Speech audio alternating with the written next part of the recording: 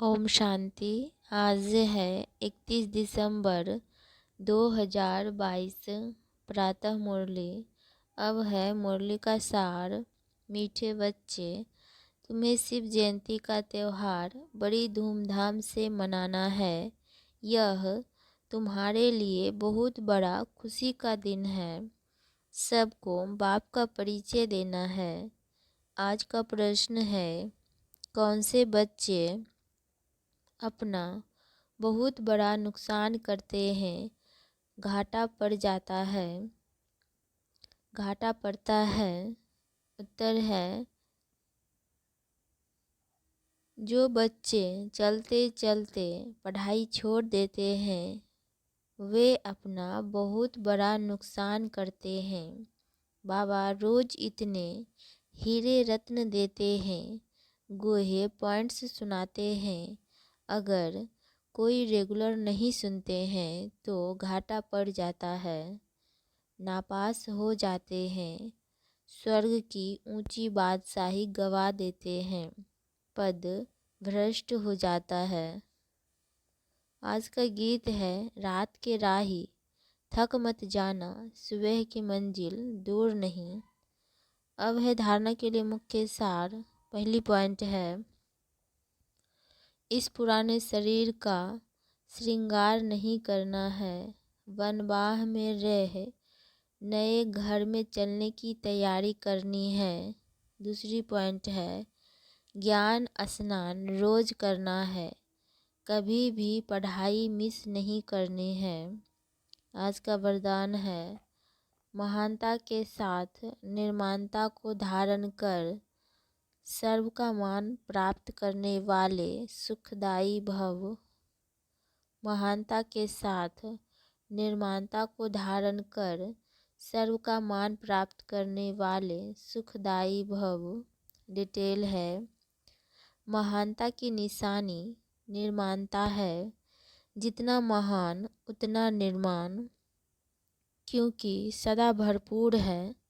जैसे वृक्ष जितना भरपूर होगा उतना झुका हुआ होगा, तो निर्माणता ही सेवा करती है, और जो निर्माण रहता है वह सर्व द्वारा मान पाता है।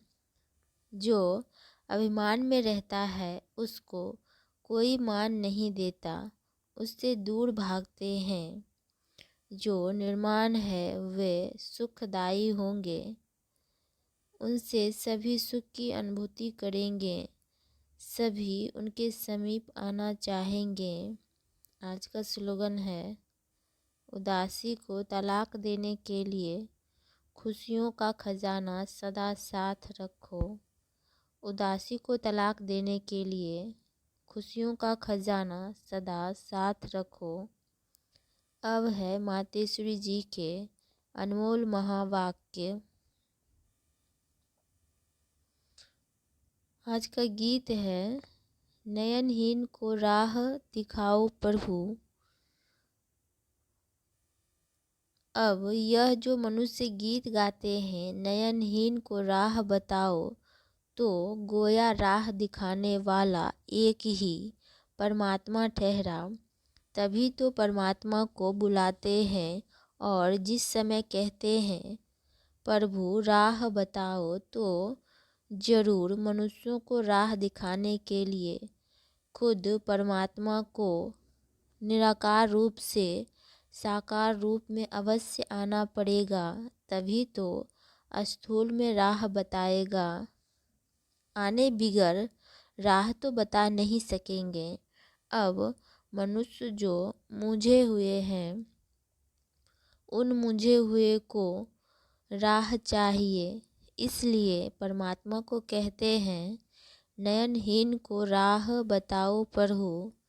इसको ही फिर खिवैया भी कहा जाता है, जो उस पार अथवा इन 5 तत्वों की जो बनी हुई सृष्टि है, इससे पार कर उस पार, अर्थात 5 तत्वों से पार जो छठा तत्व अखंड ज्योति महातत्व है, उसमें ले चलेगा।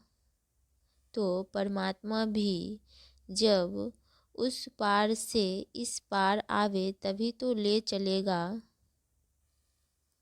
तो परमात्मा को भी अपने धाम से आना पड़ता है, तभी तो परमात्मा को खिवैया कहते हैं।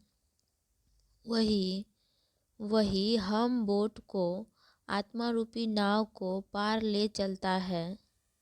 अब जो परमात्मा के साथ योग रखता है उनको साथ ले जाएगा। बाकी जो बच जाएंगे वे धर्मराज की सजाएं खाकर बाद में मुक्त होते हैं। दूसरी पॉइंट है, कांटों की दुनिया से ले चलो फूलों की छाँव में। अब यह बुलावा सिर्फ परमात्मा के लिए कर रहे हैं। अब मनुष्य अति दुखी होते हैं तो परमात्मा को याद करते हैं। परमात्मा इस कांटों की दुनिया से ले चल फूलों की छाँव में। इससे सिद्ध है कि जरूर वो भी कोई दुनिया है। अब यह तो सभी मनुष्य जानते हैं कि अब का जो संसार है वो कांटों से भरा हुआ है, जिस कारण मनुष्य दुख और अशांति को प्राप्त कर रहे हैं और याद फिर फूलों की दुनिया को करते हैं। तो जरूर वो भी कोई दुनिया होगी जिस दुनिया के संस्कार आत्मा में भरे हुए हैं। अब यह तो हम जानते हैं कि दुख, अशांति यह सब कर्म बंधन का हिसाब किताब है। राजा से लेकर रंक तक हर एक मनुष्य मात्र इस हिसाब में पूरे जकड़े हुए हैं। इसलिए परमात्मा तो खुद कहता है अब का संसार कलयुग है, तो वो सारा कर्म बंधन का बना हुआ है। और आगे का संसार सतयुग था, जिसको फूलों की दुनिया कहते हैं। अब वो है कर्म बंधन से रहित, जीवन मुक्त देवी देवताओं का राज्य, जो अब नहीं है। अब यह जो हम जीवन मुक्त कहते हैं, तो इसका मतलब यह नहीं कि हम कोई देह से मुक्त थे। उन्हों को कोई देह का भान नहीं था, मगर वो देह में होते हुए भी दुख को प्राप्त नहीं करते थे। गोया वहाँ कोई भी कर्म बंधन का मामला नहीं है। वो जीवन लेते, जीवन छोड़ते, आदि मध्य अंत सुख को प्राप्त करते थे। तो जीवन मुक्ति का मतलब है जीवन होते कर्मातीत। अब यह सारी दुनिया 5 विकारों में पूरी जकड़ी हुई है, मानो 5 विकारों का पूरा वास है। परंतु मनुष्य में इतनी ताकत नहीं है जो इन 5 भूतों को जीत सके।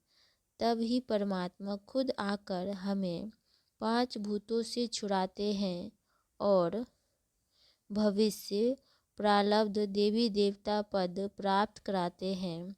अच्छा, ओम शांति, ओम शांति, ओम शांति।